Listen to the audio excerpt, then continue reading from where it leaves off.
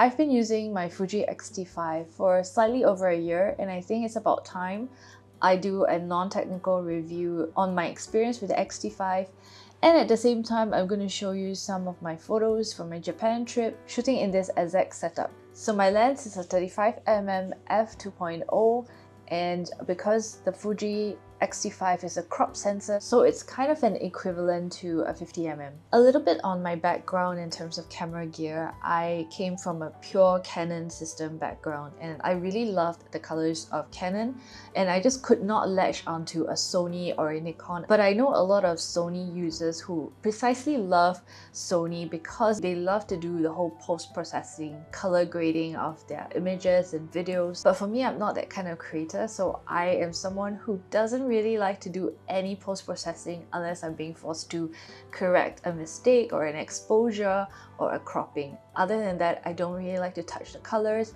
I just use my clips straight out from my camera. That was also one of the reasons why I went into film, because I didn't enjoy the post-processing bit of my photography. And for a long time I shot film until I had to move. I had to pack up all my stuff and I realized that, oh my gosh, I have accumulated all this physical film that I didn't know what to do with. It was taking up a lot of space. I don't have a lot of space in my house, so I decided that I didn't want to shoot like film anymore. But of course I still loved the look of film and the idea that I didn't have to edit my photos. So then I had a friend who was also using the Fujifilm. I saw a lot of content online about the Fujifilm and their film simulations, and I was very intrigued.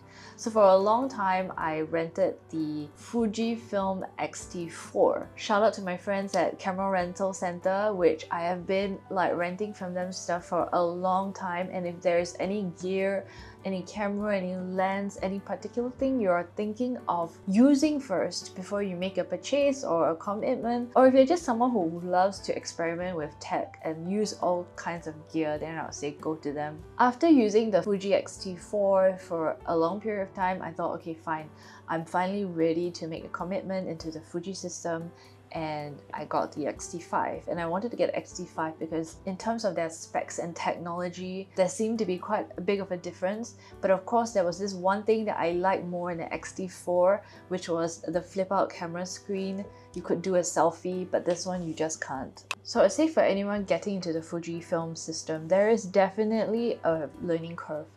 It is not as user-friendly, it is not as intuitive as Canon or other systems that I've tried.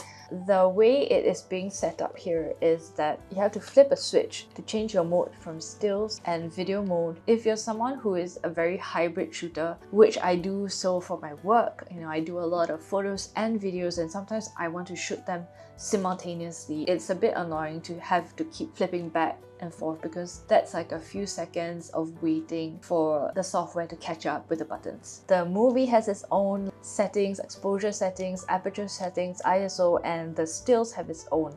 One of the things that I struggled was trying to find a camera with an inbuilt stabilizer that was as good as the Canon G7X. Even Canon themselves, I couldn't really find something that was as smooth.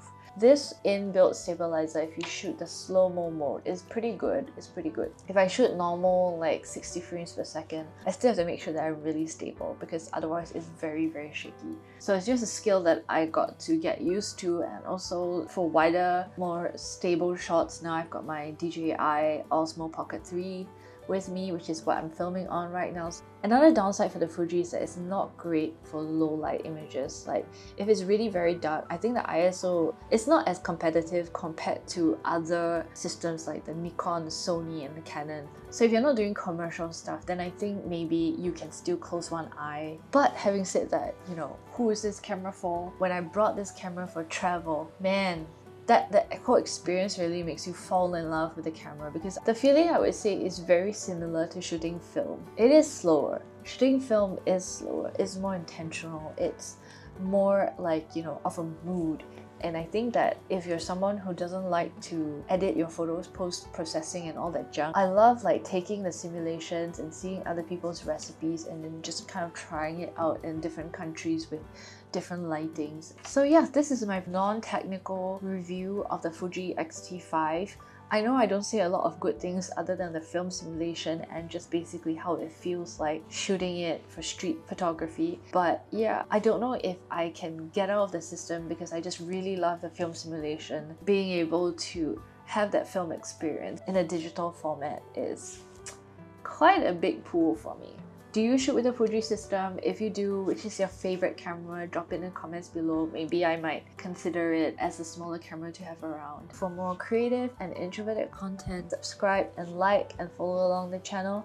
I'll see you guys next week with a new video. Bye guys!